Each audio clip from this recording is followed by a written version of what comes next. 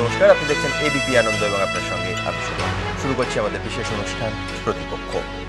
রাষ্ট্রশক্তি ঠিক কতটা ভয়ঙ্কর, সেই রাষ্ট্রশক্তি যার হাতে পুলিশ, প্রশাসন, ক্ষমতা, তাদের রক্তচক্ষু কিংবা শাস্তির খাঁড়া কিংবা হুমকি যখন একজন ব্যক্তি মানুষের ওপর নেমে আসে, তার অবস্থা ঠিক কতটা শোচনীয় হয়।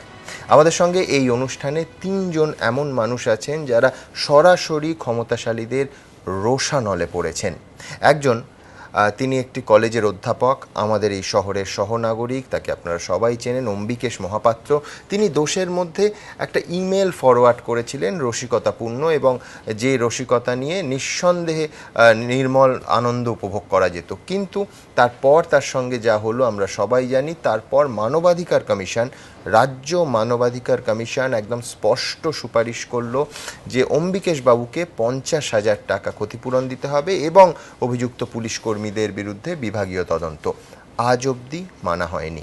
আমার সঙ্গে আছেন শিলাদিত্য চৌধুরী, পশ্চিম মেদিনীপুরের বেলদাস সভার সেই কৃষক, যিনি একটা সরল প্রশ্ন করেছিলেন সারের দাম নিয়ে। তার মাওবাদী তকমা জুটল, 14 দিনে কার্যত জেল খাটতে হলো শিলাদিত্য চৌধুরীকে। এবং গতকাল রাজ্য মানবাধিকার কমিশনের মাননীয় বিচারপতিরা কি বললেন? 2 লক্ষ টাকা ক্ষতিপূরণ, এবং মনে হয় গণতান্ত্রিক ভাবে আমরা যারা চলতে চাই, খুব শিক্ষণীয় একটা বাক্যবন্ধ যে জনপ্রিয় নেতা নেত্রীদেরও কিন্তু সংবিধান মেনে চলতে হয়।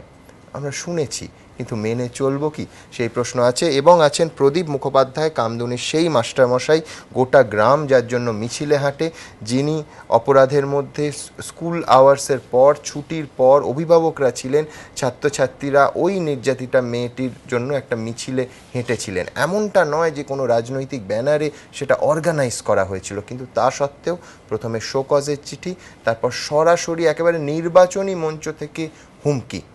প্রদীপবাবু ভারতবর্ষের রাষ্ট্রপতি প্রণব মুখোপাধ্যায়কে মিট করে গতকাল তার সঙ্গে দেখা করেন কামদুনির মেয়েরা, কামদুনির মানুষজন, এবং প্রদীপবাবু সেই মাস্টারমশাই তারপর সরাসরি স্টুডিওতে এসেছেন, তাকে ধন্যবাদ। আমরা আলোচনায় আসবো।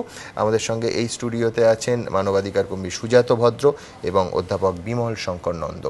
কিন্তু তার আগে আপনাদের দেখাবো শিলাদিত্য চৌধুরীর ঘটনায় কালকে রাজ্য মানবাধিকার কমিশনের মাননীয় বিচারপতিরা ঠিক কী বললেন।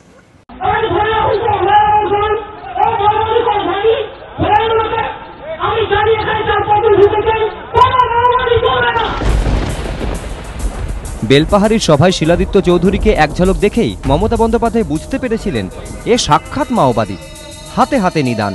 দুদিন পর গারদে শিলাদিত্য। পরে পুলিশ তার বিরুদ্ধে মাও সংক্রান্ত তথ্য প্রমাণ জোগাড় করতে পারেনি ঠিকই, কিন্তু অন্য ধারায় মামলা রুজু করেছে। বেচারা শিলাদিত্য আজ অবধি বুঝে উঠতে পারেননি। মুখ্যমন্ত্রী সারের দাম নিয়ে বললে সেটা মানুষের কথা ভাবা হয়, আর তিনি বললেই মাওবাদী। যাই হোক, শিলাদিত্য মাওবাদী কিনা তা নিয়ে নানা মহল থেকে জোরালো সন্দেহ প্রকাশ করা হলেও তিনি যে দেখলেই মাওবাদীদের চিনতে পারেন, সেই দাবি কিন্তু কামদুনি কাণ্ডের পরও জোর গলায় বলেছেন মমতা। 4-5টা সিপিএম এর মহিলা, 2-একটা মাওবাদী সংগঠনের কেউ কেউ কিছু কথা বলছিল, কিন্তু ওদের সাজ, গোজ, পোশাক পরিচ্ছদ এসব দেখে আমি বুঝতে পারি। কারণ আমি তো 35 বছরে দেখে এসেছি রে ভাই, আমার চোখ দিয়ে আমি দেখবো, কেউ দেখতে পারবে না। তানিয়া ভরদ্বাজের ক্ষেত্রেও প্রশ্ন শুনে মাওবাদী গন্ধ পেয়েছিলেন মুখ্যমন্ত্রী। I must tell you, you are a CPM cadre. CPM and Maoist, they are working together. They are the Maoist cadre, I am telling you. We're coming to we have lots of cadres. This is wrong, I am not. I cannot reply the CPM question. কিন্তু মুখ্যমন্ত্রীর দেখা মাত্রই মাওবাদী চেনার দক্ষতাকে certificate দিতে পারছে না রাজ্য মানবাধিকার কমিশন। উল্টে তাদের মনে হয়েছে শিলাদিত্যর মাওবাদী হওয়ার উপযুক্ত কোনো তথ্য প্রমাণ দিতে পারেনি পুলিশ। তাই শিলাদিত্য চৌধুরীকে 8 সপ্তাহের মধ্যে 2 লক্ষ টাকা ক্ষতিপূরণ দেওয়ার জন্য রাজ্য সরকারকে সুপারিশ করেছে কমিশন। মানবাধিকার কমিশনের বক্তব্য, মুখ্যমন্ত্রীর মন্তব্যের জেরে শিলাদিত্য চৌধুরী সামাজিক ও মানসিকভাবে ক্ষতিগ্রস্ত হয়েছেন। কিন্তু কমিশনের এমনটা মনে হয়েছে বলে যে রাজ্য সরকারেরও হবে, তার নিশ্চয়তা কোথায়? ব্যঙ্গচিত্রকাণ্ডে অম্বিকেশ মহাপাত্রকেও 50,000 টাকা ক্ষতিপূরণ ও অভিযুক্ত 2 পুলিশ কর্মীর বিরুদ্ধে ব্যবস্থা নেওয়ার সুপারিশ করেছিল রাজ্য মানবাধিকার কমিশন। কিন্তু সুপারিশ কানে তোলেনি মমতা বন্দ্যোপাধ্যায়ের সরকার। দিলে তো ভালোই হতো, দিলে তো আমার কাজে লাগতো। আমি যে ঘর নেই, ঘর করতাম বা ছেলে, আমি তো মাওবাদী নয় রে বাবা, আমি তো সাধারণ ছেলে। এটা তো প্রমাণ পেয়েছে ওনারা, আমি তো মাওবাদী নয়। তাহলে এই কথাটা ওনাকে ফেরত নিতে হবে। এটা আমার ক্ষেত্রে হয়েছে, রাজ্য সরকার 9.5 মাস চুপচাপ বসে থেকে এটাকে কার্যত খারিজ করে দিয়েছে। তো তো সেই জায়গা থেকে আমার একটা আশঙ্কা হচ্ছে যে রাজ্য সরকার হয়তো এই সুপারিশ মানবে না। কমিশনের সুপারিশ মানা তো দূরের কথা, অম্বিকেশ শিলাদিত্য দুজনের বিরুদ্ধেই মামলা চলছে এখনো। এবিপি আনন্দ।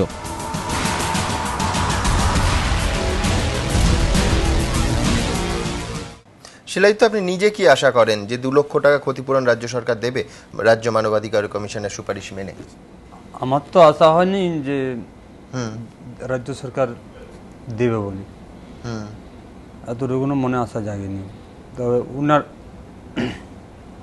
আমার পরিবারের আমার যে দুটো ছেলে আছে, আমার মা আছে, এনাকে দেখে দিদি ওনার কিছু মনে আশা জাগে যে সেই ছেলেটাকে কিছু দেওয়া উচিত, দিলে ভালো হয়, আমার উপকার লাগে। আমাকে দেখ নাই দেখ, আমার যে ছেলেটা আছে, আমার ছেলের ভবিষ্যৎটা নিয়ে আমার এখন বেঁচে থাকার মূল উপায়, এছাড়া আমার কোনো উপায় নেই। আমার এই ছেলেটার দিকে আমি তাকিয়ে আর আমার মা বাড়ির দিকে তাকিয়ে আমি বেঁচে আছি।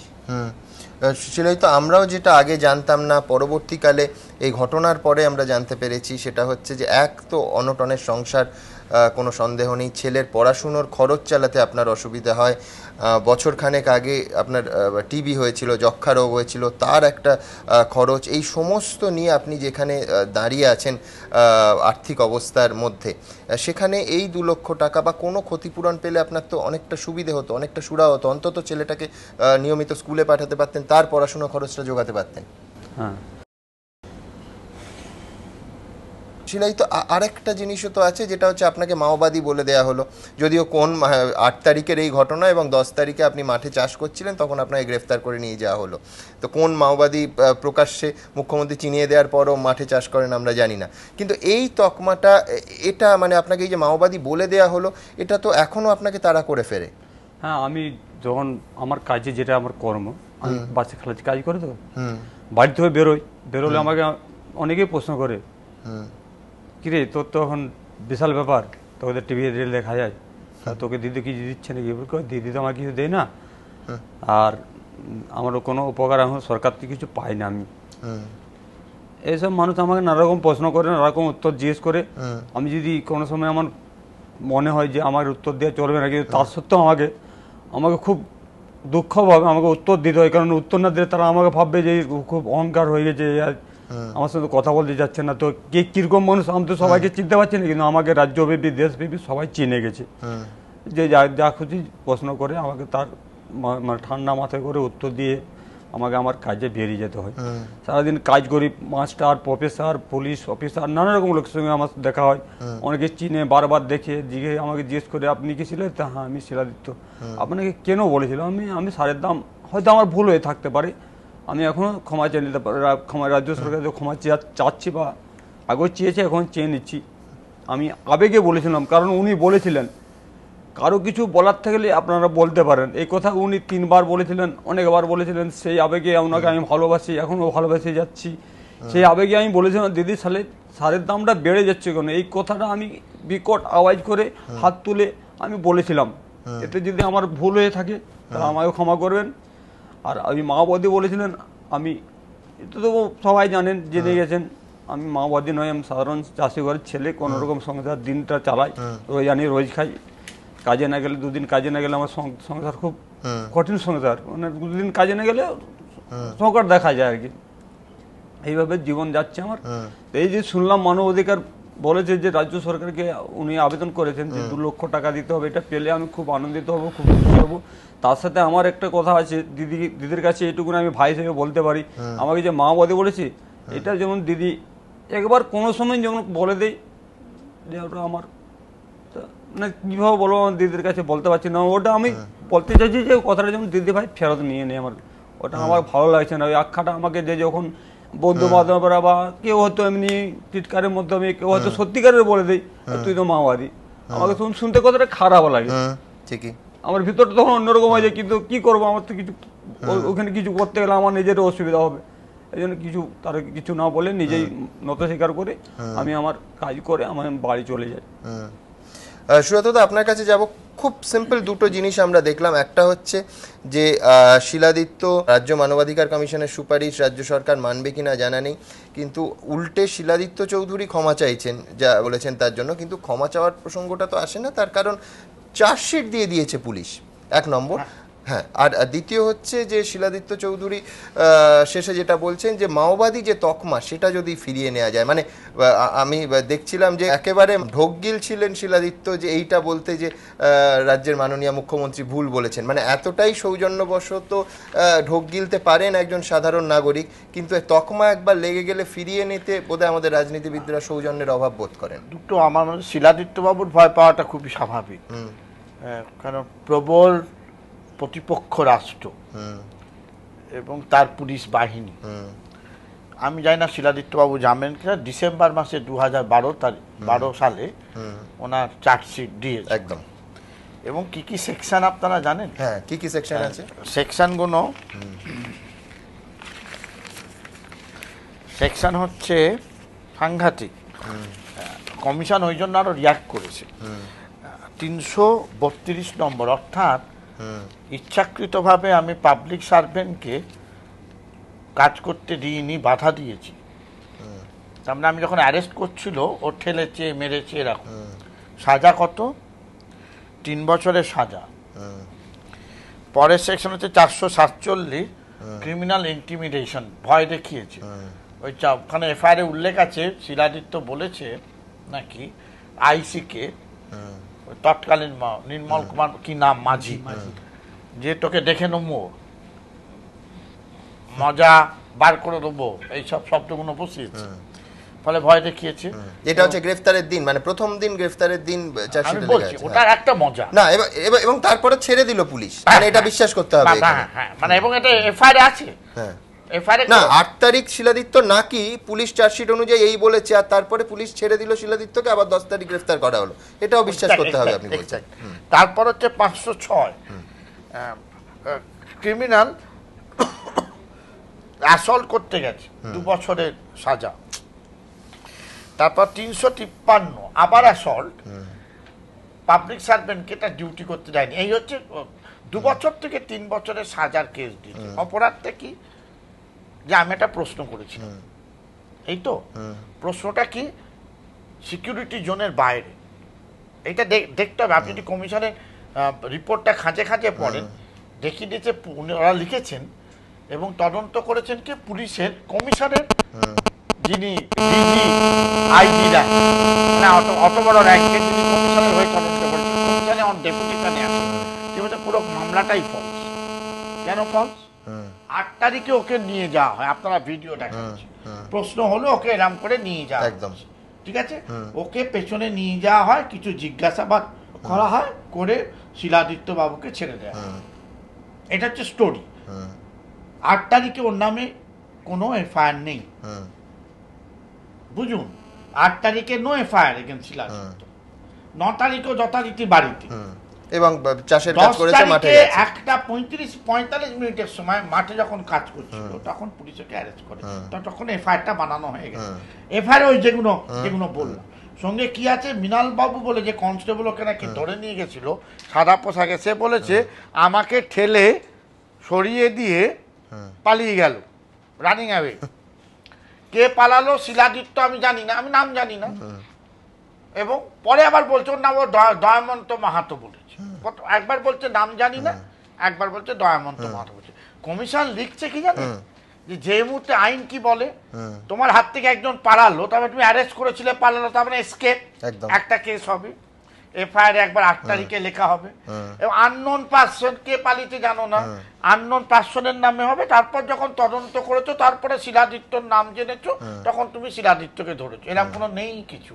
ওরা আগে শিলাদিত্যকে যথারীতি নাম জেনেছে, পরের দিন গিয়ে বাড়িতে থেকে ধরে, ওই মাঠ থেকে ধরে নিচ্ছে। কেন? 9 তারিখে 2 বড় পুলিশ অফিসার আইসিকে বলেছে এটা নিয়ে মামলা করো, বলে 8 তারিখের ইনসিডেন্ট ইজ ওভার। 8 তারিখের পরে শিলাদিত্য কোনো ভূমিকাও নেই, মানে কার্যত নতুন করে কোট আনকোট শব্দটা ব্যবহার করছি, জড়ানো হলো মামলায়, তোলা কেস দেয়া হলো।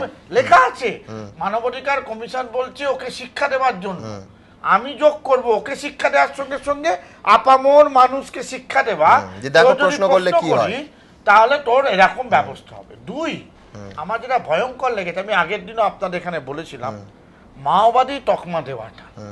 আমি এই প্রসঙ্গে আসবো, কিন্তু তার আগে ছোট্ট একটা বিরতির সময় হয়ে গেছে। বিরতি থেকে ফিরে আমরা মাওবাদী প্রসঙ্গে তো আসবো, পাশাপাশি এটাও জিজ্ঞেস করবো যে শিলাদিত্য চৌধুরী কোনো রিট পিটিশন দাখিল করতে পারেন কিনা যদি রাজ্য সরকার এই সুপারিশ না মানে, যে সুপারিশ রাজ্য মানবাধিকার কমিশন করেছে, রাজ্য সরকার নাম যদি মানেন, তাহলে শিলাদিত্য চৌধুরীর থেকে আদালতে কোনো রিট পিটিশন করা যায় কিনা, এই আইনি প্রশ্নেও আসবে। এবং সরাসরি চলে যাব কামদুনিতে, কিন্তু তার আগে ছোট্ট বিরতির সঙ্গে থাকুন।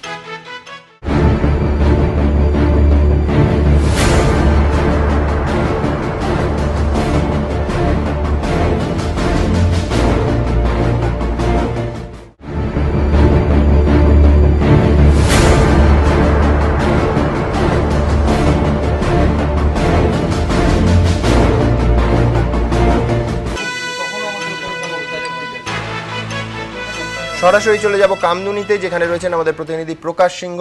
প্রকাশ, কামদুনির গ্রামের মানুষরা, টুম্পা, মৌসুমী, তারা সবাই গেছিলেন, মাস্টারমশাই স্টুডিওতে আছেন, রাষ্ট্রপতির সঙ্গে দেখা করেছেন, এখন গ্রামে ফিরেছেন। কতটা ভরসা পেলেন রাষ্ট্রপতির সঙ্গে দেখা করে? এবং আরও জানতে চাইব যে এবার অন্তত তো নিশ্চিন্ত হবেন যে তারা অন্তত মাওবাদী নন, কারণ মাওবাদী হলে রাষ্ট্রপতি প্রণব মুখোপাধ্যায় নিশ্চয়ই তাদের সঙ্গে দেখা করতেন না। ভারতবর্ষের রাষ্ট্রপতি দেখা করেছেন, এরপরে অন্তত কামদুনির মানুষজনকে কেউ মাওবাদী বলবেন না, আশা করি। প্রকাশ। সুমনদা, আমরা কথা বলে নেব। কামদুনির গ্রামবাসীরা তারা আমার সঙ্গে রয়েছেন, যারা আজকে সকালেই, তুমি জানো, আজকে সকালেই দিল্লি থেকে রাষ্ট্রপতির সঙ্গে দেখা করে তারা ফিরেছেন। আমরা প্রথমেই কথা বলে নেব মৌসুমীর সঙ্গে। মৌসুমী, দিল্লি গিয়েছিলে, রাষ্ট্রপতির সঙ্গে দেখা করেছো, কি বললেন রাষ্ট্রপতি?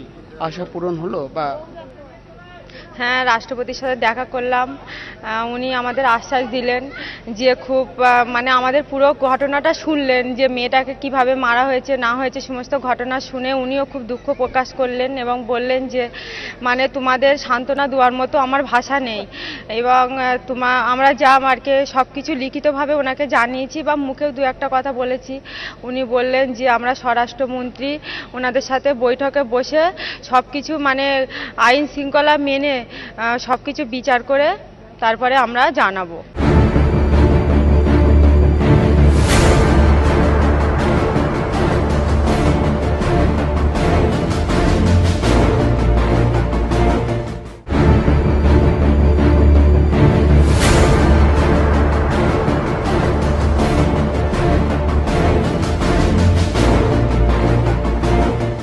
তোমরা যে স্মারকলিপি জমা দিয়েছো, সেই স্মারকলিপির 3 নম্বর পয়েন্টে তোমরা পরিষ্কারভাবে লিখেছো কি তোমরা মুখ্যমন্ত্রীর সঙ্গে কথা বলতে গিয়ে তোমাদের মাওবাদীর তকমা দেওয়া হয়েছে, সেই মাওবাদী কথাটা ফিরিয়ে নিতে হবে।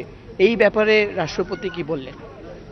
রাষ্ট্রপতি এই ব্যাপারে কিছু বলেননি, আমরা সব লিখিতভাবেই তো দিয়েছি। উনি সব কিছুই খুব মনোযোগ দিয়ে শুনেছেন। উনি তো মানে বেশি কথা বলেন না, তবুও আমাদের সাথে, আমরা গ্রামবাসীরা যেহেতু আমরাও বাঙালি উনিও বাঙালি, খুব শান্তভাবে ভালোভাবে উনি আমাদের সাথে কথা বলেছেন। এবার লিখিত এগুলো উনি নিয়েছেন, পরে উনি কি করেন সেই আশায় আমরা গ্রামবাসীরা অপেক্ষা করে থাকবো। আমরা কথা বলবো টুম্পার সঙ্গে। টুম্পা, তুমি তো মুখ্যমন্ত্রীর সঙ্গে কথা বলতে গিয়েছিলে, মাওবাদী বলা হলো, এখন তো রাষ্ট্রপতি তোমাদের সঙ্গে দেখা করলেন, তো এখন কি খুশি? কি তোমরা মাওবাদী হলে নিশ্চয়ই রাষ্ট্রপতি দেখা করতেন না? না, খুশি বলতে আমরা একটু এখন খুশি আছি, কারণ হচ্ছে যেহেতু রাষ্ট্রপতি আমাদের যে কথাগুলো বলেছে তা সেই কথাগুলো শুনে মনে হচ্ছে যে উনি আমাদের আশ্বাস আর কি দেওয়ার চেষ্টা করবে, আর উনি আমাদের কথাগুলো মন দিয়েই শুনেছেন। উনি এমনকি এটাও বলেছেন যে ওনারা একসঙ্গে কথা বলে তারপরে আমাদেরকে জানাবে। শিলাদিত্য চৌধুরীকে নিশ্চয়ই জানো, শিলাদিত্য চৌধুরীকে ক্ষতিপূরণ দেওয়ার একটা সুপারিশ করা হয়েছে রাজ্য মানবাধিকার কমিশনের তরফ থেকে 2 লক্ষ টাকা। তোমাদেরও তো মাওবাদী বলা হয়েছে, কি বলবে এবারে? আমাদের তো মাওবাদী বলা হয়েছে, প্রথমে আমরা ভয় পেয়েছিলাম, তাই এখনও আমরা বলতে চাই যে আমাদেরও যদি ওনার মতো মাওবাদী তকমাটা তুলে দেওয়া হয়, কিন্তু আমাদের টাকা দিয়ে কিনতে চাইবে এদিকে আমরা নেই। টাকা দিয়ে কিনতে চাইবে না, মানে এখানে তো রাজ্য মানবাধিকার কমিশন সুপারিশ করছে কি 2 লক্ষ টাকা দিতে হবে শিলাদিত্য চৌধুরীকে, কেন কি যে মাওবাদী তকমা তিনি তো সারের দাম নিয়ে বলতে গিয়েছিলেন মুখ্যমন্ত্রীকে, তাই জন্য 2 লক্ষ টাকা দিতে হবে। তো যদি তোমরা তোমাদের যদি কোনো সুপারিশ করা হয় কি তোমাদেরও তো মাওবাদী বলা হলো, তো তোমরা কি টাকা নেবে? না, আমরা টাকা নেবো না, কিন্তু আমাদের আগে যে সম্মানটা ছিল সেই সম্মানটা যাতে ফেরত দেওয়া হয় সেটাই আমরা চাই, যে আমাদের যে মাওবাদী তকমাটা বলা হয়েছে ওইটা যেন তুলে নেওয়া হয়। সুমনদা, সম্মান ফিরিয়ে দিতে হবে পরিষ্কারভাবে কামদুনির গ্রামবাসীরা তারা জানিয়ে দিচ্ছেন, টুম্পা জানিয়ে দিল, মৌসুমী জানিয়ে দিল কি সম্মান ফিরিয়ে দিতে হবে, টাকা বড় কথা না। একেবারে অনেক ধন্যবাদ প্রকাশ। আমি মাস্টারমশাইয়ের কাছে যাব। মাস্টারমশাই, এই যে ক্ষত মাওবাদী বলে দাগিয়ে দেওয়ার যে সামাজিক অসম্মান, সেটায় কোথাও তো একটা মলম লাগলো। তার কারণ দেশের রাষ্ট্রপতি তিনি ডেকে দেখা করলেন, মন দিয়ে কথা শুনলেন, আপ্যায়ন করলেন। ভারতবর্ষের রাষ্ট্রপতি নিশ্চয়ই কোনো মাওবাদীকে বা গ্রামের মাওবাদীদের রাষ্ট্রপতি ভবনে ডেকে, রাইসিনা হিলে ডেকে কথা বলবেন না। এটা কোথাও তো একটা সম্মানের দিক থেকেও মলম লাগলো। আপনার কি মনে হয়? সবার আগে বলি, মৌসুমী এখানে বলল যে মাওবাদীর ব্যাপারে সেরকম আমাদের যে 3 নম্বর পয়েন্টে আমাদের দেওয়া ছিল সেটা, কিন্তু আমি কিন্তু মানে কামদুনির প্রতিনিধি হিসাবে যখন বলতে হয়েছে ওখানে, রাষ্ট্রপতির সঙ্গে কথা বলার জন্য আমাদের 2-3 জনকেই আর কি টাইম দিয়েছিলেন বলার জন্য। সেইখানে আমি এটা তুলেছিলাম যে আমাদের এই 2 জনকে মাওবাদী তকমা দেওয়া হয়েছে, কিন্তু পরক্ষণেই সিআইডি রিপোর্টে আসার পরে দেখা গেল সে 6 জনের নাম, সেই 6 জনের মধ্যে 2 জনের কোনো অস্তিত্ব নেই। আর এই 2 জনকে মাওবাদী থেকে সিপিএম এ নিয়ে আসা হলো। তাহলে আগামী দিনে আমরা আজকে আবার আপনার কাছে এসছি, কোনো একজনের কারুর হাত ধরেই এসছি, আবার এখান থেকে যখন ফিরে যাব তখন হয়ে যাব বোধহয় কংগ্রেস। কাজেই রাষ্ট্রপতিকে এটা বুঝিয়েছি আমি যে ঠিক এইরকমই চলছে। আবার হয়তো অন্য কারণে দেখা যাবে যে আবার, কিন্তু আমরা ফিরতেই আমি দেখলাম আমার নামে অনেকগুলো তকমা জোগাড় মতো দেওয়ার মতো ব্যবস্থা হচ্ছে। জানি না কি তকমা দেবে, তার জন্য আমরা তৈরি যে তকমা তো উনি দিতেই পারেন, কারণ উনি এখন অনেককেই অনেক কিছু তকমা দিচ্ছেন, তার মধ্যে আর একটা যুগবে। কিন্তু আমি বুঝলাম না, আপনার এই চ্যানেল থেকেই আমি বসেছিলাম, তখন আমাকে ওই শোকজের চিঠির ব্যাপারে এখান থেকেই আমি ফার্স্ট জানতে পারি যে আপনার শোকজ ওটা করা হয়নি, একটা ক্লারিফিকেশন চেয়েছিলাম। ওই ক্লারিফিকেশন আপনাকে দেখিয়ে দিই যে ঠিক কি হয়েছে। পশ্চিমবঙ্গ প্রাথমিক শিক্ষা পর্ষদের সভাপতি মানিক ভট্টাচার্য কিভাবে রাজনৈতিক জনসভা থেকে কি ভাষায় বলেছেন যে আপনার কথা মাস্টারমশাই, আপনাকে যথাযোগ্য শাস্তি আমরা দেবই। এর আইনি এবং কিভাবে এটা বলা হতে পারে সে প্রসঙ্গে আমরা আসবো। তার আগে দেখব ঠিক কি ভাষায় হুমকি দেওয়া হয়েছে কামদুনির মাস্টারমশাইকে। প্রতিবাদ, শোকজ, শাস্তির হুমকি, বারবার নিত্য নতুন অভিযোগে বিদ্ধ কামদুনি প্রাথমিক বিদ্যালয়ের প্রধান শিক্ষক প্রদীপ মুখোপাধ্যায়। ছাত্রীকে ধর্ষণ করে নির্মমভাবে খুনের প্রতিবাদে পথে নেমেছিল কামদুনি। পড়ুয়াদের সেই মিছিলে পা মিলিয়েছিলেন কামদুনি প্রাথমিক বিদ্যালয়ের প্রধান শিক্ষক প্রদীপ মুখোপাধ্যায়। আর তারপরই তাকে শোকজ নোটিশ ধরানো হয় বলে দাবি শিক্ষকের। কিন্তু প্রাথমিক শিক্ষা পর্ষদের সভাপতি পাল্টা দাবি করেন শোকজ করা হয়নি। শোকজ তো ওনাকে করা হয়নি, এবং আমি যতটা জানি ওনাকে একটা ক্লারিফিকেশন দিতে বলা হচ্ছে। কিন্তু পর্ষদের এই বক্তব্য মানতে চাননি কামদুনি প্রাথমিক বিদ্যালয়ের প্রধান শিক্ষক। আমার কাছে ওই কপিটা রয়েছে সঙ্গে, আমাকে ইট ইজ ভেরি আর্জেন্ট লেখাও আছে, এবং কজগুলো জানবার জন্যই বলা হয়েছে। চিঠিটা পড়ে কি মানে এতটুকু বোধগম্য যেটুকু আমার হয়েছিল, আপনি হয়তো আমার থেকে অনেক বেশি প্রাজ্ঞ ব্যক্তি, আমার যেটা মনে হয়েছিল, আমি শেষ দুটো বাক্য দর্শকদের সামনে একটু পড়ে দিই। In view of above he is requested to clarify the matter immediately, it is urgent. এই চাপান উত্তরের মাঝেই বিচার চেয়ে রাষ্ট্রপতি দ্বারস্থ হন কামদুনির বাসিন্দারা। তাদের সঙ্গে দিল্লি যান কামদুনির শিক্ষক প্রদীপ মুখোপাধ্যায়ও। আর তিনি যখন দিল্লিতে, ঠিক তখনই তার বিরুদ্ধে প্রাথমিক শিক্ষা পর্ষদ সভাপতির নয়া অভিযোগ। কোচবিহারে তৃণমূলের প্রচার সভা থেকে হুঁশিয়ারি, শাস্তি পেতে হবে কামদুনির শিক্ষককে। উনি লিখেছেন যে আমি শাসক দলের শিক্ষক সংগঠনের সভাপতি, সুতরাং আইন ভাঙলে আমার কিছু হবে। আপনি তৃণমূলের নাম নিয়ে যদি মনে করে থাকেন যে আপনার কোনো অসৎ কাজকে আমরা প্রশ্রয় দেব, তাহলে আপনি নিশ্চিন্ত থাকুন, তাহলে তৃণমূলের বিধানটাও আপনাকে মেনে নিতে হবে। মনে রাখবেন, আপনাকে যথাযোগ্য শাস্তি আমরা দেবই। কিন্তু প্রাথমিক শিক্ষা পর্ষদ সভাপতি শাস্তির হুঁশিয়ারি দিচ্ছেন তৃণমূলের সভা থেকে। এ কি করে সম্ভব? তৃণমূলের প্রচার সভায় তিনি গেলেন কি করে? একটি স্বশাসিত সংস্থার পদে থেকে রাজনৈতিক প্রচারে না যাওয়াটাই তো রেওয়াজ। আর যদি তৃণমূলের সদস্য হিসাবে গিয়েও থাকেন তাহলেও প্রশ্ন, রাজনৈতিক সভা থেকে প্রশাসনিক সিদ্ধান্ত ঘোষণা কি দলতন্ত্রের উদাহরণ নয়? প্রশ্ন উঠেছে নানা মহলে। পাশাপাশি মানিক ভট্টাচার্য যদি দলীয় স্তরে ব্যবস্থা নেওয়ার কথাও বলে থাকেন, সেক্ষেত্রেও প্রশ্ন উঠছে। কামদুনির প্রাথমিক শিক্ষক তো প্রাথমিক পর্ষদ সভাপতি মানিক ভট্টাচার্যের কাছে রিপোর্ট দিয়েছিলেন, তৃণমূল নেতা মানিক ভট্টাচার্যের কাছে নয়। তাহলে তৃণমূলের মঞ্চ থেকে কিভাবে সরকারি চিঠির জবাবের বিষয়টি খোলসা করলেন তিনি? এটাই কি দলতন্ত্র মুক্ত প্রশাসন? নানা মহলে উঠছে প্রশ্ন। এবিপি আনন্দ। ছোট্ট একটি বিরতির পর মাস্টারমশাইয়ের কাছে আসবো, কিন্তু তার আগে স্পষ্ট প্রশ্ন আমরা তুলতে চাই। স্বশাসিত সংস্থা পশ্চিমবঙ্গ প্রাথমিক শিক্ষা পর্ষদ, তার সভাপতি কোচবিহারে রাজারহাটে রাজনৈতিক মঞ্চে প্রচার করছেন। এই ছবিটা কতটা অস্বাভাবিক লাগলো আপনাদের যারা টেলিভিশনের সামনে বসে আছেন, পাশে শিক্ষামন্ত্রী বসে? ভাবতে পাচ্ছেন যে উচ্চশিক্ষা সংসদের সভাপতি সুগত মার্চি, অর্থনীতিবিদ, তিনি কোনো নির্বাচনী সভা থেকে তৃণমূল কংগ্রেসের প্রার্থীর হয়ে দাঁড়িয়ে প্রচার করছেন। এই ছবিটা ভাবুন, এবং পাশাপাশি আরেকটা জিনিসও ভাবুন, অফিসিয়ালি একটি চিঠি লেখা হয়েছে এবং অফিসিয়াল ক্যাপাসিটিতে পেয়েছেন এই মানিকবাবু চিঠি, সেটা দলের সভায়, রাজনৈতিক দলের সভায়, শাসক দলের সভায় প্রচারের মঞ্চে ডিসক্লোজ করলেন। এ কি সম্ভব? এর নজির কতবার দেখেছে এর আগের পশ্চিমবঙ্গ? ওই 34 বছর ধরে নিয়েই বলছি। একটা ছোট্ট বিরতি, তারপর এই আলোচনায় ফিরবো, সঙ্গে থাকুন।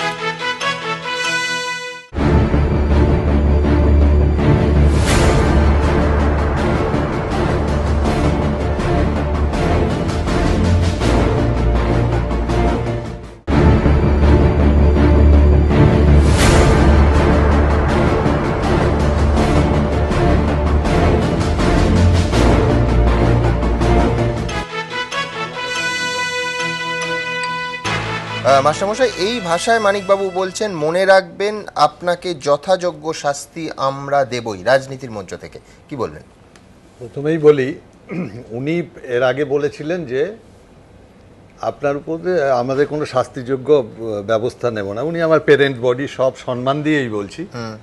তা উনি শাস্তি দিলেও দিতে পারতেন, নাও দিতে পারতেন, সেটা উনি তখন স্বীকার করলেন। এবার আমি দিল্লি গেলাম জাস্ট 13-তে, সেই দিনকেই এইটা হয়ে গেল আর কি খবরটা। আমার দিল্লি যাওয়াটাই বোধহয় ওনাদের ঠিক পছন্দ হয়নি, এক। আর 2 নম্বর ব্যাপারটা হচ্ছে তৃণমূলের মঞ্চে দাঁড়িয়ে প্রচার করছেন, কি করে আর পছন্দ হবে? শিক্ষা দপ্তর অন্য দপ্তর হলে না মেনেই নিলাম। আমি একজন শিক্ষক, উনি আমাদের হায়ার অথরিটি, ওনাকে নিশ্চয়ই ভাবতে হতো। একটা মঞ্চ থেকে না বলে উনি আমাকে ডেকে পাঠাতে পারতেন বা ওনার কোনো লোককে পাঠাতে পারতেন যে আপনার সঙ্গে আমি দুটো কথা বলবো বা আপনার প্রতি শাস্তির জন্য এই কাগজটা ধরাবো বা যাই হোক, সেটা বলতে পারতেন। কিন্তু একটা তৃণমূলের সভা, এটা কি খুব শোভনীয়? আমার মনে হচ্ছে যে এটা পানিশমেন্ট দেবো ওনাকে, এটাই বোধহয় পলিটিক্যাল প্রচার হচ্ছে। তা আমাকে কি পলিটিক্যাল ব্যক্তিত্ব হিসাবে কখনো প্রচারে এনেছেন? এবার যদি ভাবেন যে আমার লেখার মধ্যে কোথাও পলিটিক্যাল ব্যাপারটা এসছে আপনাদের, তৃণমূল শিক্ষা সেল বলে যেই শিক্ষা সেলের যে এটা হয়েছে, সেটা কিন্তু হয়েছে আমার সার্কেলে, এখন পর্যন্ত হয়নি। তাহলে আমি সেখানকার প্রেসিডেন্ট হব কি করে? এক। 2 নম্বর হচ্ছে, আমি এর আগেও বলেছি, প্রত্যেক জায়গায় বলি, আমি 3 বছর ধরে একই পোস্টে হোল্ড করে যাচ্ছি, মানে প্রেসিডেন্ট হিসাবে। তা সেই শিক্ষক সংগঠনটা কখনোই তৃণমূলের নয়, এক। 2 নম্বর হচ্ছে, যেই শিক্ষক সংগঠনটায় আমি রয়েছি সেটা হচ্ছে একেবারে অরাজনৈতিক শিক্ষক সংগঠন। আপনি আগে খোঁজ নিয়ে দেখুন, ফার্স্ট কথা, আপনি আগে খোঁজ নিয়ে দেখুন যে আমি কি তৃণমূল শিক্ষা সেলের শিক্ষক সংগঠনের লোক, যে আমি লিখবো রুলিং পার্টির। যদি আপনার বিরুদ্ধে অভিযোগটা যে আপনি তৃণমূল সংগঠন আগে রুলিং পার্টি, কিন্তু আমরাই যদি তৃণমূলের এই শিক্ষা সেল হয়নি। শিক্ষা সেল যদিও হয়েছে এখন 6 মাস হয়েছে, তার আগে যারা বামেদের এগেনস্টে লড়েছে তারা কিন্তু সবই হচ্ছে আমাদের এই শিক্ষক সংগঠন, অরাজনৈতিক। সেখানে সিপিএমও আছে, বিজেপিও আছে, কংগ্রেসও আছে, আর এখনকার যদি তৃণমূল ভাবেন তারাও আছেন। কাজে আমি সেই শিক্ষক সংগঠনের কিন্তু ওই অঞ্চলের, মানে ওই সার্কেলের প্রেসিডেন্ট। তা সেটা আমার লেখাটা যদি ভুল হয়ে থাকে তাহলে আপনারা ভাবুন কি ভুল। আপনি এটা জাজ না করে আগেই আপনি লিখে দিলেন আমি তৃণমূলের শিক্ষক সমিতির কেউ, কখনোই না। আমি অম্বিকেশ বাবুর কাছে যাব। অম্বিকেশ বাবু, এক হচ্ছে যে শিলাদিত্যের ঘটনায় আপনার ঘটনায় রাজ্য সরকার সুপারিশ মানেনি, আপনার 1% ভরসা আছে কিনা যে শিলাদিত্য চৌধুরীকে 2 লক্ষ টাকা সুপারিশ মেনে রাজ্য মানবাধিকার কমিশনের রাজ্য সরকার দেবে? 1। 2 হচ্ছে এই যে ঘটনাটা আমি মানুষ চক্ষে কল্পনা করার চেষ্টা করছিলাম যে উচ্চশিক্ষা সংসদের সভাপতি সুগত মার্জিত তিনি এই ধরুন কোচবিহারের রাজারহাটে রাজনৈতিক তৃণমূলের সভায় বক্তৃতা দিচ্ছেন, আমি পারিনি, যে সেটা আমার অক্ষমতা হতে পারে। এইটা কতটা শোভন যে আমি রাজনীতির মঞ্চ থেকে আমার অফিসিয়াল ক্যাপাসিটিতে পাওয়া একটা চিঠি সেটা ডিসক্লোজ করে দিলাম, ভুল হোক ঠিক হোক, ভোট চাইতে গিয়ে? আগে শিলাদিত্য বাবুর কথাটাই একটু বলি আর কি। আজকে আপনাদের চ্যানেলে এসে ওনার সঙ্গে আমার দেখা হয়েছে, এটা আমার খুব ভালো লাগছে। ওনার সঙ্গে আমার দেখা করার খুব ইচ্ছা ছিল, সময় সুযোগ হয়নি। কি মনে হচ্ছে, we are in the same boat brother? হ্যাঁ, সে তো বটেই। আমার রিপোর্টটা আগে বেরিয়েছে, ওনারটা পরে বেরিয়েছে। আমারটাও আমি ভালো করে পড়েছি, কারণ আমার ঘটনা, ওনারটাও আজকে আমি অনেকটা পড়ার চেষ্টা করেছি। না, আমি বলছিলাম যে উনি মাওবাদী আর আপনি খুনের ষড়যন্ত্র করেছিলেন। হ্যাঁ, আমি খুনের ষড়যন্ত্র করেছি এবং ইন্টারন্যাশনাল আরও কি সব এজেন্সির সঙ্গে যোগাযোগ করে করেছি এবং অনেক কিছুই বলেছেন আর কি। আবার একজন গুরুত্বপূর্ণ মন্ত্রী তিনি বলেছেন যে যাদবপুর ইউনিভার্সিটি একটা মাওবাদীদের ডেন, এই কথা আমার অ্যারেস্টের প্রসঙ্গেই বলেছিলেন। যাই হোক, আমাকে সরাসরি মাওবাদী তকমাটা দেয়নি, কিন্তু উনার সম্বন্ধে আমি যেটা বলি, উনার সঙ্গে কথা বললাম, যা একটু বুঝলাম, একবারে সাধারণ গরিব মানুষ, সাদা সিধে মানুষ, সহজ সরল মানুষ। এবং তিনি যেভাবে কথা বলছেন, দিদি টিএমসি করি, সেই জায়গা থেকে জীবন যন্ত্রণা থেকে কথাটা বলে ফেলেছেন। তাও এখনও তিনি বলছেন যদি আমার বলা ভুল হয়ে থাকে আমি মাপ চেয়ে নিচ্ছি, ক্ষমা চেয়ে নিচ্ছি, এইসব কথা বলছেন। কিন্তু 1 বছর হয়ে গেল ঘটনা প্রায়, কিন্তু মুখ্যমন্ত্রী তিনি কখনো নিজে থেকে বললেন না যে আমার ওটা বলা ঠিক হয়নি। এখনও কিন্তু তার উপর মাওবাদী তকমা রয়েছে। এই যে হিউম্যান রাইটসের যে রিপোর্ট উনি পড়েছেন, আমি সবটা পড়ে উঠতে পারিনি, পড়লে আরও পরিষ্কার হয়ে যাবে। কিন্তু এখনও পর্যন্ত উনি যে মাওবাদী এখনও পর্যন্ত চিহ্নিত করা যায়নি, কোনোভাবে করা যায়নি। যারা পরের 8 তারিখের জায়গায় 10 তারিখে বসে এই এফআইআর লিখেছেন, এফআইআরের এইসব বিষয় উল্লেখ করেছেন, যার কোনো বাস্তব সত্য নেই, তার জন্য সিবিআই তদন্ত বা সিআইডি তদন্ত দরকার নেই। আপনার মনে থাকবে কাটজু মাননীয় অবসরপ্রাপ্ত প্রধান বিচারপতি তিনি আপনাদের দুজনের নাম করে বলেছিলেন যে মুখ্যমন্ত্রীর উচিত ভুল স্বীকার করে নেওয়া। এই যে উনি যে মাওবাদী একেবারেই নন, অথচ তাকে যে মাওবাদী বলা হয়েছে এটা তো সত্য। সেইটার জন্য কোনো সিবিআই সিআইডি তদন্তের দরকার নেই। আমরা সাধারণ মানুষ যেভাবে দিন যাপন করি তার থেকে বুঝতে পারি উনি কোনোভাবে মাওবাদী নন, কিন্তু তা সত্ত্বেও সেই মাওবাদী তকমা ওনার উপর রয়েছে এবং তিনি আজকে কাতর আবেদন করছেন যে আমার মাওবাদী তকমাটা তুলে না হোক। গ্রামে গঞ্জে তাকে সবাই মাওবাদী বলে তার কষ্ট হওয়ারই কথা স্যার। তো সেই জায়গায় দাঁড়িয়ে যে রিপোর্ট তৈরি হয়েছে, সেই রিপোর্টের শেষে উইল ডুরান্টের একটা কোটেশন দিয়েছেন হিউম্যান রাইটস কমিশন। আমি সেটাকে পড়ছিলাম এবং বাংলাটা তর্জমা করার চেষ্টা করছিলাম, এবং তর্জমা করতে গিয়ে আমার যেটা মনে হয়েছে যে আমি এই জিনিসটাকে কিছুদিন ধরে ভাবছিলাম, সেইটাই যেন হিউম্যান রাইটস কমিশন একটা রিপোর্টের মধ্যে লিখেছে। এবং সেখানে উনি লিখেছেন, ইংরেজিটা আমি পড়ছি, তারপরে বাংলা আমি যেভাবে করেছি, it is time for all good men to come to the aid of their party whose name is civilization. এটা হচ্ছে ইংরেজিতে রয়েছে, তার আমি বাংলা তর্জমাটা আমি এইভাবে করেছি। এটা হচ্ছে উইল ডুরান্ট দ্য গ্রেট ফিলোজফারের একটা কোটেশন। আমি এইভাবে এটা মানে করেছি যে মানব সভ্যতা রক্ষায় এই সময় সকল ভালো মানুষকে এগিয়ে আসতে হবে। মানব সভ্যতা রক্ষায় এই সময় সকল ভালো মানুষকে এগিয়ে আসতে হবে। এবং এই রাজ্য জুড়ে গত 2 বছর ধরে আমার কেস, ওর কেস, এই উনার কেস, বা এই যে বললেন মঞ্চ থেকে এরকম বহু মামলা যা হয়তো সংবাদ মাধ্যমে উঠে আসেনি, এরকম বহু জিনিস হচ্ছে। এবং উনার কেসতে বিশেষ করে মাননীয় মুখ্যমন্ত্রী যিনি সংবিধানের নামে শপথ নিয়ে সব মানুষকে আমি আমার একভাবে দেখব, এই জায়গা থেকে একটা ভুল বলেছেন, তা সত্ত্বেও তিনি 1 বছর পরে তারও মনে হচ্ছে না যেটা তুলে নেওয়া উচিত।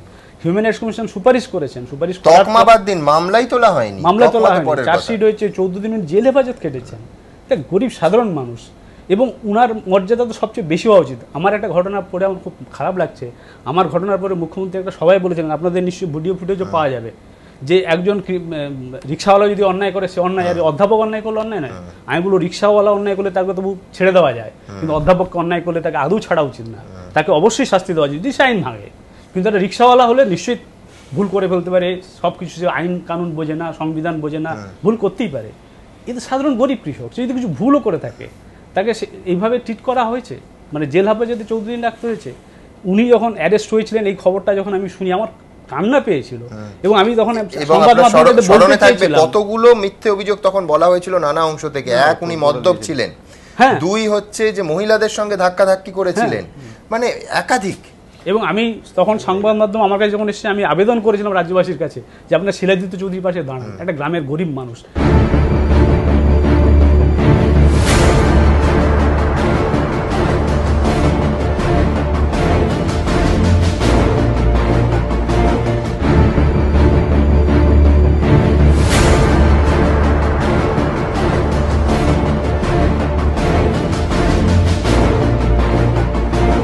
আমি তো গ্রামে বড় হয়েছি, গরিব মানুষ কাকে বলে, কৃষক কাকে বলে খানিকটা আমি বুঝি। এখন শহরে থাকি, প্রফেসরি করি, সে অন্যরকম কথা। এই জায়গাটা থেকে কিন্তু আমার মনে হচ্ছে যে রাজ্য সরকার এটা মানবে না। কিন্তু রাজ্য সরকার মানলে রাজ্যের মঙ্গল হতো, সংবিধানের পক্ষে ভালো হতো, গণতন্ত্রের পক্ষে ভালো হতো, মানবাধিকারের পক্ষে ভালো হতো। আজকে এই কথাটা যেটা আমার কাছে মনে হয়েছে যে মানব সভ্যতা আজকে বিপন্ন হয়ে যাচ্ছে। একটা আমাদের দেশের সংবিধান বিপন্ন হচ্ছে, এই রাজ্যের ক্ষেত্রে তা নয়। গণতন্ত্র, মানবাধিকার সব বিপন্ন হচ্ছে তা নয়, তার মানব সভ্যতাটা নষ্ট হয়ে যাবে। এত কাঠামো, পরিকাঠামো, এত সব ব্যবস্থা রাখা হয়েছে, এই কমিশন, সেই কমিশন, সেই কমিশনার, এই পুলিশ ইত্যাদি ইত্যাদি সব রাখা আছে, মানবাধিকার সংগঠন আছে, কমিশন আছে, তা সত্ত্বেও কোথায় মানবাধিকার রক্ষিত হচ্ছে? আজকে মানবাধিকার সংগঠনকে প্রতিটা ক্ষেত্রে ইনভেস্টিগেশন করে রিপোর্ট তৈরি করতে হচ্ছে, সুপারিশ করতে হচ্ছে, তার সত্ত্বেও রাজ্য সরকার মানছে না। এবং এই ক্ষেত্রে আপনি দেখুন, মাননীয় মুখ্যমন্ত্রী বলছেন এই জিনিসটা, কোনো একটা লোকাল কেউ বলেছে বা অন্য কেউ বলেছে তা নয়, মাননীয় মুখ্যমন্ত্রী নিজেই বলছেন। এবার এই রাজ্যবাসী কোথায় যাবে? একটা সাধারণ দেখুন, ওটা নাই বেলপাহাড়ি অঞ্চল, মাওবাদী অধ্যুষিত অঞ্চল, কিন্তু টুম্পা মৌসুমীর কেসটা কোথায় হয়েছে? কামদুনির ক্ষেত্রে, সেখানেও মাওবাদী বলে যাচ্ছে। তাহলে রাজ্যের মানুষ সাজগোজ দেখলে উনি চিনতে পারেন, 33 বছরের অভিজ্ঞতা। এই তিনজনকে যে যারা কোট আনকোট অবভিয়াসলি ভিকটিম, তিনজনের সাথেই সরকারের প্রধানের গন্ডগোলটা দেখেছে। অনেক ক্ষেত্রে মানবাধিকারের ঘটনা তলার লেভেলে পুলিশ পিটিয়েছে, আমরা গেছি কমিশন। তিনজনের ক্ষেত্রেই সরাসরি প্রধান যিনি রাজ্যে, তার সঙ্গে একেবারে লেগেছে। এবং কমিশনের রিপোর্ট চান বা না চান, ওনাদের ক্ষেত্রে এই দুজনের ক্ষেত্রে প্রধানের বিরুদ্ধেই গেছে, মুখ্যমন্ত্রীর বিরুদ্ধে কমেন্ট সহ। এখানেও কমেন্ট আছে, ওখানেও কমেন্ট আছে, এবং হাইকোর্টের একটা কমেন্ট ছিল যে ওনার সংযত হওয়া উচিত অনেক ক্ষেত্রে। একদম। ফলে এটা মারাত্মক যে প্রধানের সাথে এদের দ্বন্দ্বটা মাঝখানে পড়ে গেছে। কমিশনকে হয়তো কেউ এখনই ধরতে পারবে না, একবার কমিশনকে বলছি পাকিস্তানে গেছো কেন, এরকম একবার ধরবার চেষ্টা করছে প্রধানকে, এরা পড়েছেন ওইখানে। 2, মাওবাদী যে মুহূর্তে তুমি তকমা দিচ্ছ, আজকে হয়তো বেরিয়ে যাবে শিলাদিত্য, আমিও চাইবো না ভবিষ্যতে ওর কোনো ক্ষতি হোক।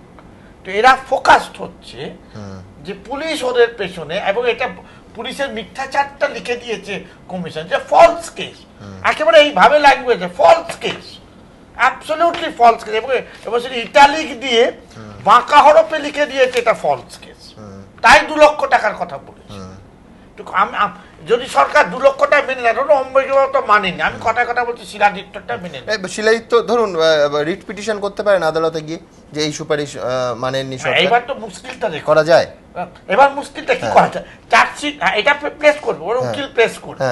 মুশকিল হচ্ছে এইখানে কমিশন যদি বলে দিত আমি 321 নম্বর ক্রিমিনাল প্রসিডিওরে বলছি মামলাটাও তুলে নাও, যেহেতু ফর্ম সরকারকে সবই তো সুপারিশ, একদম সবই সুপারিশ, ওটা মামলা সরকারকে সুপারিশ করাই যেতে পারে, মামলা তুলে নাও, কোর্ট তুলবে কি তুলবে না পরের প্রশ্ন। সেই সুপারিশটা আমার কমিশন করেনি, তো না করেও বলেছে এটা ফলস কেস। এরা সুপারিশ মানলেই কি হবে বলতো, সাথে সাথে সরকারকে স্বীকার করতে হবে এটা কেস ইজ ফলস, একদম কেস ফলস, তাই আমি ওকে 2 লক্ষ টাকা দিচ্ছি, 2 লক্ষ না দিকে 1 লক্ষ দিই, তাই দিই, আমি ফলস মেনে নিচ্ছি। ফলস যেই সরকার মানছে, সরকারের এই মানাটা কোর্টে গিয়ে পড়বে যে তুমি এখানে বলছো ফলস, আর এখানে ওকে চার্জশিট দিয়ে তুমি 3 বছরের সাজা দেওয়ার চেষ্টা করছো কি করে? এটা অদ্ভুত জায়গায় যেখানে সরকারের উচিত এই টুম্পাদের অ্যাপিল, শিলাদিত্যদের অ্যাপিল, এটা কোনো হারা যেটার প্রশ্ন না। সরকার তার সমস্ত জায়গা থেকে গণতন্ত্র, তাতে উচ্চতাটাও বাড়বে এবং শ্রদ্ধাটাও বাড়বে, ভুল স্বীকারে কোনো লজ্জা নেই। 2011 ক্ষমতায় আসার আগে যারা বলতেন যে মাও ফাও কিছু নেই, কোট আনকোট, আজকে 2 বছরের মধ্যে গোটা রাজ্যে এত মাওবাদীতে ভরে গেল রাজ্য, তবে কি রাজ্য সরকারেরই ব্যর্থতা?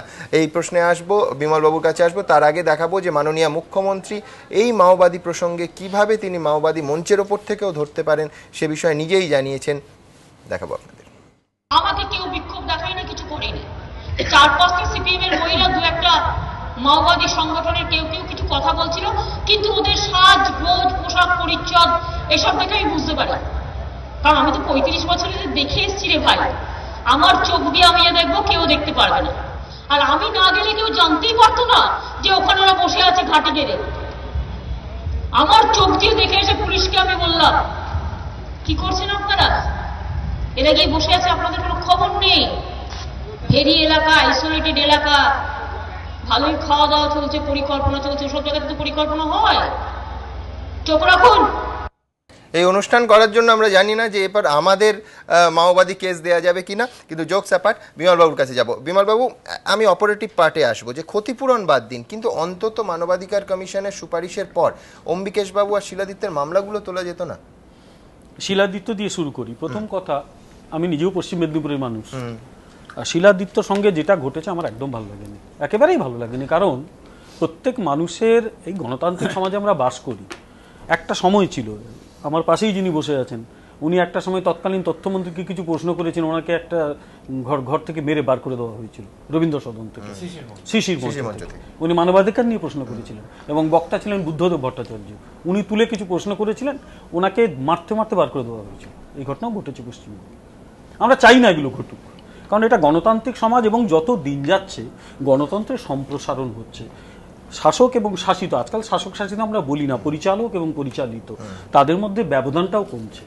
শিলাদিত্য হয়তো ভেবেছিল, তার কারণ মমতা বন্দ্যোপাধ্যায়ের যে ইমেজটা ছিল বা এখনো আছে, যে মানুষ তার কাছে যেতে পারে এবং তিনি মানুষের বিপদে দৌড়ে যান, সত্যিই তো গেছেন, যার জন্যই মমতা ব্যানার্জি, যার জন্য তিনি সিপিএমকে বদল করেছেন। ও হয়তো ভেবেছিল সারের দামটা চেঁচিয়ে প্রশ্ন করবে, শিলাদিত্য তাই ভেবেছিল, টুম্পা মৌসুমী তাই ভেবেছিল। সেটা এটা অন্য প্রসঙ্গ, সেটা একটা চার্জ সিচুয়েশন ছিল, এখানে অন্য প্রসঙ্গ, অত্যন্ত নিরীহ প্রশ্ন, হয়তো মুখ্যমন্ত্রী কোনো চার্জ অবস্থায় ছিলেন বলে ফেলেছেন। এখন একটাই আমার বক্তব্য, ওর এগেনস্টে যে মামলাগুলো আছে মামলাগুলো আপাতত তুলে নেওয়া হোক, কারণ সরকার সে তো অনেক বড়, শাসক দল অনেক বড়, সে যদি ক্ষমা করে দেয় বা সে যদি ব্যাপারটাতে মিটিয়ে দেয় তাতে সে ছোট হয় না, সে বড় হয়। ঠিক, আমি যদি বড় হই, আমি ছোটকে যদি ক্ষমা না করতে পারি, আমি বড় হলাম কিসে? তো শাসক দল এইটা আগে করুক, যে একটা দুস্থ মানুষ, তাকে দেখে তো আমার মনে হচ্ছে না সে মাওবাদী, তার উপর থেকে তকমাটা তুলে নেওয়া হোক। সরকার 2 লক্ষ টাকা শাস্তি মানবে কি মানবে না সেটা সরকারের ব্যাপার, সেটা আমি ভবিষ্যৎবাণী করতে পারবো না, আমি জ্যোতিষী নই, কিন্তু ওর হাতে কাজ দেওয়া হোক। ওর সমস্যা আছে, শারীরিক সমস্যা আছে, এটা কিন্তু আমার ধারণা শাসক দল চাইলে পলিটিক্যালি, রাজনৈতিকভাবে ব্যাপারটা অনেক আগে মিটিয়ে নিতে পারতো। কেন মিটিয়ে নিতে পারছেন আমি জানি না, এখনো সময় আছে, মিটিয়ে নেওয়া যেতে পারে। দেখে তো মনে হচ্ছে নিতান্ত একটি নিরীহ ছেলে শিলাদিত্য, ওর হাতে যদি কাজ দেওয়া যায় এবং ওর একটা স্থায়ী কিছু করে দেওয়া যায়, তাহলেই কিন্তু অনেকটা কাজ হয় এবং তাতে ওর ওপর থেকে যে তকমাটা চলে গেলে ও অন্তত সুস্থভাবে বাঁচতে পারে। মানবাধিকার কমিশনের সুপারিশ মানা না মানার অনেক আইনগত দিক আছে এবং এটা ঠিকই, আমি মানবাধিকার কমিশনের যে সমস্ত অধিকার বা তাদের যে কার্যকলাপ দেখলাম, এর কিন্তু খুব বেশি যে ক্ষমতা আছে তা কিন্তু নেই, না নয় বলেই তো না মানার অপশনটাও আছে, না মানার অপশনটাও সরকারের রয়েছে, মানবে কি মানবে না সেটা আমি বলতে পারবো না। আপনার স্মরণে থাকবে যে বারবার যখন বামফ্রন্ট আমলে মানবাধিকার লঙ্ঘিত হয়েছে, যারা সরব হয়েছেন তারা নিজেরা ক্ষমতায় এসে মানবেন না। হ্যাঁ, আমি একটা কথা খুব পরিষ্কার বলা উচিত, apart from politics, apart from মানবাধিকার কমিশন, ভারত সরকার, এই পশ্চিমবঙ্গ সরকার, যে দলই থাকুক না কেন, সরকারই গঠন করেছে, আইনটা সংসদে পাস হয়েছে, কোয়াসি জুডিশিয়াল বডি। সুজাত ভট্ট যদি আজকে কোনো একটা সংগঠনের তরফ থেকে বলে শিলাদিত্যকে অন্যায় করা হয়েছে, যত না গুরুত্ব, একটা কোয়াসি জুডিশিয়াল বডি যখন মরাল ইন্ডিকমেন্ট দিচ্ছে, এটা মানবাধিকার লঙ্ঘন হয়েছে এবং একটা তথ্য তার অ্যাক্সেস আছে, সিভিল প্রসিডিওর পাওয়ার আছে এবং তার ক্ষতিপূরণ বলবার সুপারিশ করবার ক্ষমতা আছে। সুপারিশ না মানাটা ঠিকই উনি বলেছেন সরকারের এখতিয়ারের মধ্যে পড়ে। আমরা চাইবো যে সরকার গণতন্ত্র রক্ষা, সংবিধান রক্ষা, সমস্ত প্রতিশ্রুতি দিয়ে ক্ষমতায় এসছে। বাম সরকার বহু কমিশনের সুপারিশ মানেনি, আমি আরটিআই করে এত দলিল পেয়েছি, কিচ্ছু মানেনি, তাও বলে এই সরকার তো তার পরিবর্তন হয়েছে, তাহলে এই সরকারের সেই সুপারিশটা মানা উচিত। এবং আমি বলবো ওর জীবন জীবিকার থেকে বড় কথা, সুপারিশটা মানার মানে হচ্ছে যে ওকে প্রতি যে অন্যায় করা হয়েছে সেটা স্বীকৃতি দেওয়া। এটা ওর টাকাটা পেলো কি পেলো না, টাকাটার প্রশ্ন হচ্ছে হচ্ছে স্বীকৃতি, এটা মানে ইন্টারন্যাশনাল ল, হিউম্যান রাইট। না সুজাত, সেই স্বীকৃতিটা অনেক বেশি শক্তিশালী হবে যদি মামলাটা উইথড্র করা হয়। যদি মামলাটা উইথড্র করতে, আমি সেটা বেশি গুরুত্ব দিই।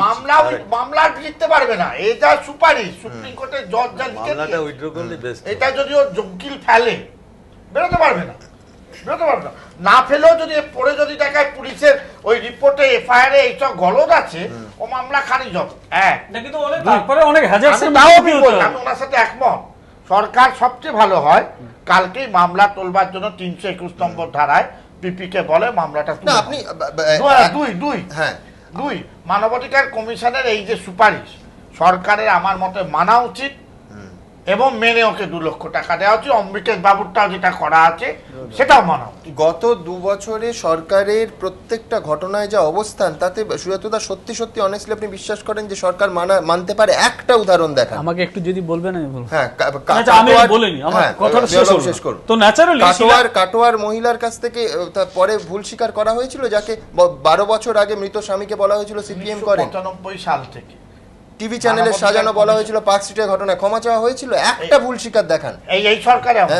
এই সরকারের আমলে এখন অব্দি মানার ঘটনা আমি পাইনি। যে কটা সুপারিশ হয়েছে এখন অব্দি সরকার মানেনি। এটাই অদ্ভুত। ভুলই মানা হয়নি তো সুপারিশ কি মানবেন? সুপারিশ মানলে তো সরকারের ভুলটা মানতে হবে। মানার অধিকার আছে মানে আমি মানবো না, আমারই একটা কোয়াসি জুডিশিয়াল বডি, এটা গণতন্ত্রকে সুদৃঢ় করে না, এটা সভ্যতার লক্ষণ নয়। না আমরা বলি ভুল স্বীকার, সেটা শাসকের নিজেদের বিষয়, তিনি স্বীকার করবেন কি করবেন না সেটা অন্য বিষয়। আমি অন্তত একজন ফেলো নাগরিক হিসেবে বলবো যে তার বিরুদ্ধে যে মামলা হয়েছে সেটা ওর পক্ষে সামাজিক বা অন্য দিক দিয়ে সমস্যা, হয়তো খারিজ হয়ে যাবে, কিন্তু ওকে 50 দিন কোর্টে উঠতে হবে এবং খরচটাও ভাবো, উকিল রাখতে হবে। ন্যাচারালি আগে তার কেসটা উইথড্র করা উচিত, তারপরে তার হাতে কাজ দেওয়া, সে কাজ করতে রাজি আছে, সে কাজ করবে।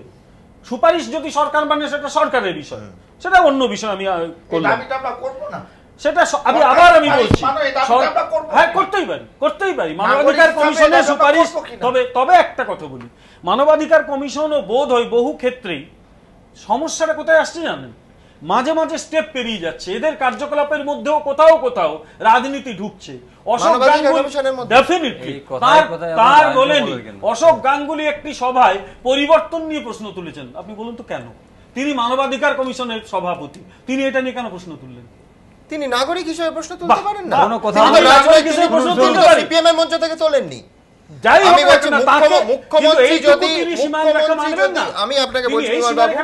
সীমারেখার কথা বলছেন মুখ্যমন্ত্রী,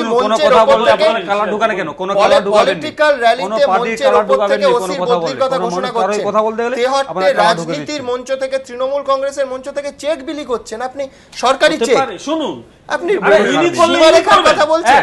2 নম্বর একটা বলি, প্রেসিডেন্সি কাণ্ডে তদন্ত করতে দেওয়া হয়েছিল যাকে, তিনি একটি বিশেষ দলের সভায় গেলেন, তার বক্তব্য যে যাকে তাকে মুখ্যমন্ত্রী করলে রাজ্যের এই হাল হয়। এরপর তৃণমূল কংগ্রেস যদি তার নিরপেক্ষতা নিয়ে প্রশ্ন করে তখন কি দাঁড়াবে? আমি বলছি লক্ষণ রেখা প্রত্যেকের মানা উচিত। যিনি তদন্ত করেছেন তার কোন নাগরিক হিসেবে মতামত তিনি রাখতে পারবেন না। তারপরে তা তদন্ত করার নিরপেক্ষতা নিয়ে প্রশ্ন উঠলে কি হবে তখন? না যিনি তদন্ত আমি নাম করেই বলছি, অমল বাবুর কথা বলছেন। ঠিক কাগজে, আমি সেই কাগজে উনি কোথাও কিন্তু প্রতিবাদ করেননি, তার মানে উনি বলেছেন ঘটনাটা। একটা গণতান্ত্রিক রাষ্ট্রে তিনি দাঁড়িয়ে বলছেন যাকে তাকে মুখ্যমন্ত্রী বলে, এটাই হয়। এক হচ্ছে যে আপনি কাগজ পড়ে বলছেন, আমার ধারণা কোন টেলিভিশন চ্যানেলের কাছে আপনি যেটা বলছেন তার কাগজ কাটিংটা আমার কাছে রয়েছে, এরপরে মামলা করতে পারেন, আমি যদি ভুল বলি। আচ্ছা ফাইন, মমতা বন্দ্যোপাধ্যায় সম্পর্কে খবরের কাগজে যা লেখা হয় তার বিরুদ্ধে মামলা হলে তো কলকাতা হাইকোর্টে আর জায়গা থাকতো না। আপনি যদি ওইটাকেই আমি সে কথা বলছি না। কে সংবাদপত্রে আজকে কলকাতা শহর থেকে অন্তত 25টা, আরো বেশি হতে পারে 35টা সংবাদপত্র বেরোয়, তার মমতা বন্দ্যোপাধ্যায় রিজয়েন্ডার দেননি, সেই জন্য সেই খবরটা মমতা বন্দ্যোপাধ্যায় রিজয়েন্ডার কথা বলছি না, আমি উদাহরণ দিচ্ছি। আমি অমল বাবুর কথা বলছি না, আমি বলছি মমতা বন্দ্যোপাধ্যায় রিজয়েন্ডার দেয়নি, তাই সেই খবরটা ঠিক, এটা ধরে নিয়ে কোনো বলছি না, আমি বলছি লক্ষণ রেখা বোধহয় মানা উচিত শাসকের শাসিতের। এবার বলি অম্বিকেশের ক্ষেত্রে একই কথা প্রযোজ্য। আমি আসবো অম্বিকেশ বাবুর কাছে, আসবো আপনার কাছে আসবো, আবার একটা ছোট্ট বিরতি, তারপর ফিরে আসছি, সঙ্গে থাকুন।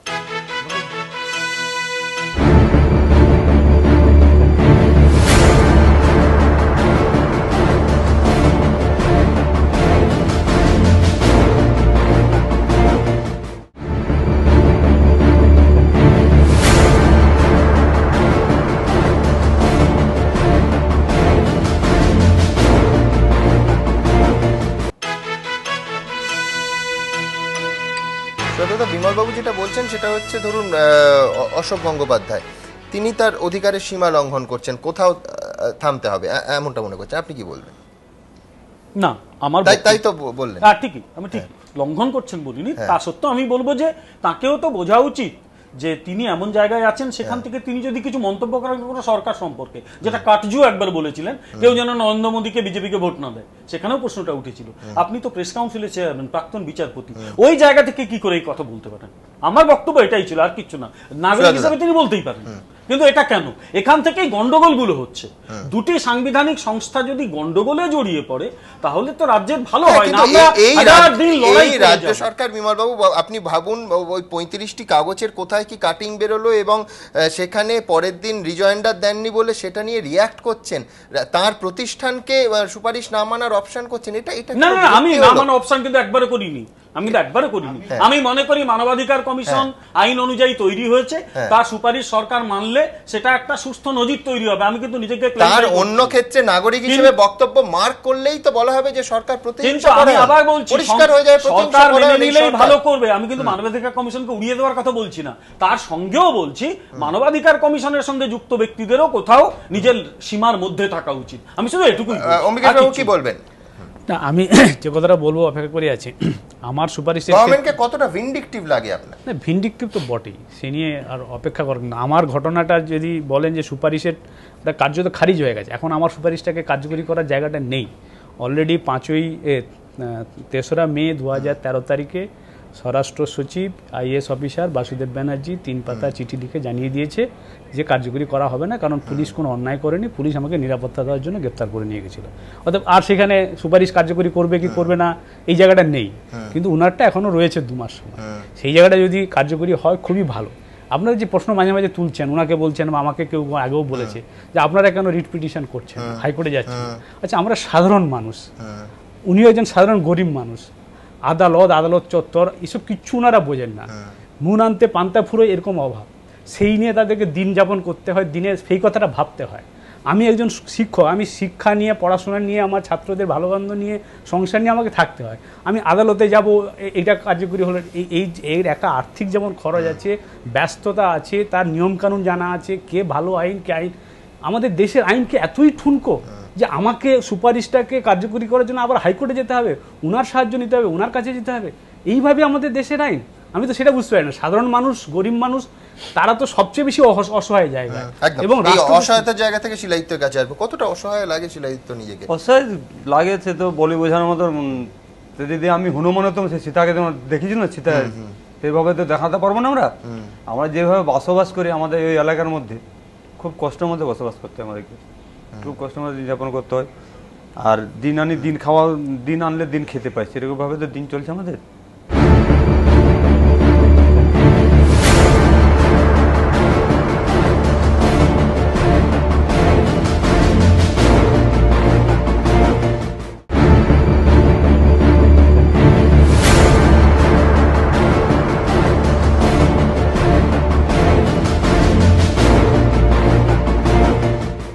সারের দাম নিয়ে আপনি প্রশ্ন করেছিলেন, এখন তার জন্য ক্ষমাও চাইছেন, কি মানে কতটা সমস্যায় পড়ে করেছিলেন? কারণ এই সারের দাম নিয়ে মমতা বন্দ্যোপাধ্যায় দিল্লিতে প্রশ্ন তুলেছেন, দিল্লিতে অবস্থান অবধি করেছেন। আরে উনি তো প্রধানমন্ত্রীকে মারবো বলেছেন, উনি তো অনেক কিছুই করেছেন, কিন্তু ব্যাপার হচ্ছে সারের দাম যদি ভর্তুকি দেয় আর কি, সরকার যদি কোনো ভর্তুকি দেয় তাহলে সারের দামটা একটু কমতে পারে। অনেক যে চাল দেখুন আমাদেরকে 2 টাকা করে চাল দিচ্ছে, ওটা বাজারে কিনতে গেলে 20 টাকা 22 টাকা 25 টাকা কিছু একটা দাম আছে, ভর্তুকি দিচ্ছে বলে 2 টাকার চালটা আমরা পাচ্ছি। সেরকম যে সারের কোনো ভর্তুকি একটা কিছু জিনিস হয়ে থাকে, আমি তো অত বুঝি না। যদি দামটা একটু কমানো যায় আমাদের চাষিদের পক্ষে সুবিধা হবে, কারণ এখন আমাদেরকে সার কিনতে হচ্ছে কিন্তু 30 টাকা কিলো হিসাবে। তাহলে সেই সার কিনতে হচ্ছে, একটা লেবারের দাম বাড়িয়ে গেছে। এখন একটা গরিব মানুষ জমিতে খাটতে যাচ্ছে, মানে তাকে 120 টাকা 150 টাকা এরকম মজুরি না দিয়ে সে কাজে আসছে না। সে সকাল 8টার সময় বা 7:30টার সময় কাজে যাচ্ছে, 12টা বাজাতে দেবে না, 1টা 12:30 বড় জোর 12:30, তাকে আর আটকানো যাবে না।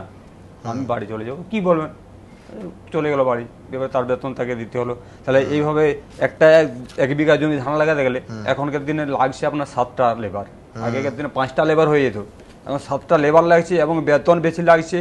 একটা জমিতে এখন 5 বার নাগল করতে হচ্ছে, আগে 3বার নাগল করলে লাগান যেত, কারণ আগে ঠিক মতো জল হতো, সুবিধা মতো জল পাওয়া যায়। এখন তো আমাদের এলাকায় এখন চাষ লাগানো শুরু হয় না, এখনো বর্ষা বলে কোনো জিনিস নেই। মাঝে মধ্যে আজকে টিপ টিপ টিপ টিপ জল হয়েছে, এতে ধান লাগানো যাচ্ছে না। তা আমি চাইছি যে চাষিবাসীদের লেগে এত সব করেছে, অনেক জায়গায় অনেক কিছুই করেছেন উনি। তা আমি চাইছি আমাদের চাষি ভাইকে যেমন ভালোভাবে দুটো চোখ দিয়ে যেমন উনি চিনতে পারেন, পোশাক দেখে চিনতে পারেন, নাম বলছি না, সেইভাবে চাষি দিককে ভালোভাবে আপনি দেখুন, আমাদের পাশে আপনি দাঁড়ান, এটাই আপনার কাছে আমি অনুরোধ করছি। আর আমার চাষি মানুষ আর আপনার কাছে কী চাইবো বলুন, আমাদের দুঃখটা আপনি দেখুন। 2 টাকা করে চাল দিচ্ছেন, ভালো করছেন, সারের দামটা একটু কমাবার চেষ্টা করুন।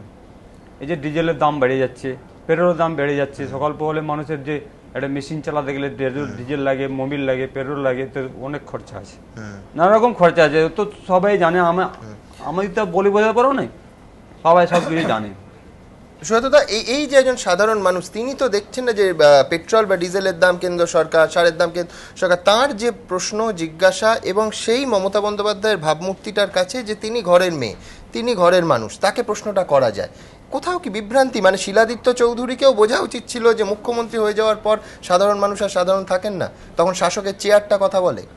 আমার কাছে ওটা শকিং, এই কারণে শকিং যে আমরা গণতন্ত্র রক্ষা সুরক্ষার প্রশ্নে আমরা তো একটা পরিবর্তন চেয়েছিলাম, এবং আমরা ওনার সাথে যখন আমরা নির্বাচনের আগে আলোচনাও করেছিলাম যে এই দাবিতে হলে আমরা সমর্থনের জায়গা থাকে, সেইগুলো যে মিনিমাম সরকারের বসানো কমিশন মানছে না, এবং মানে এটা একটা ক্ষমতার ঔদ্ধত্যের যে প্রকাশ, এবং ডেমোক্রেটিক ইনস্টিটিউশনে না মানে শিলাদিত্যরা বলছে অসহায়, সত্যি মানুষ যাবে কোথায়?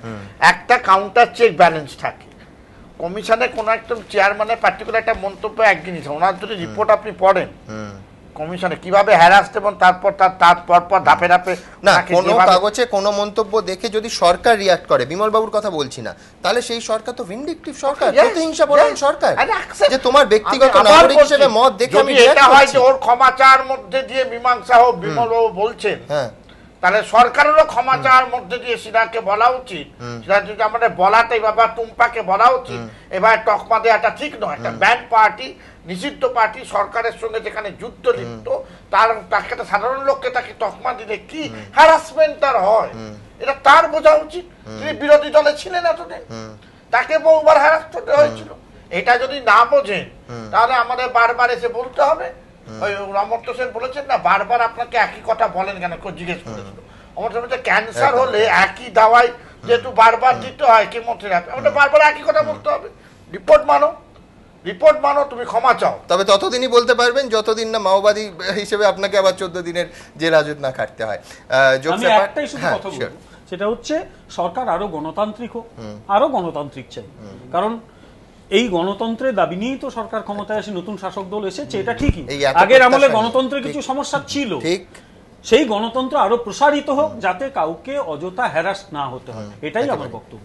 আরো বেশি গণতান্ত্রিক হোক, তাতে কিন্তু সরকারের মুখ আরো উজ্জ্বল হবে, উজ্জ্বল আরো সেই প্রবণতা দেখা যাচ্ছে। এই আশা নিয়ে এই অনুষ্ঠানের এই পর্ব আমরা শেষ করলাম। আপনাদের সবাইকে অনেক ধন্যবাদ।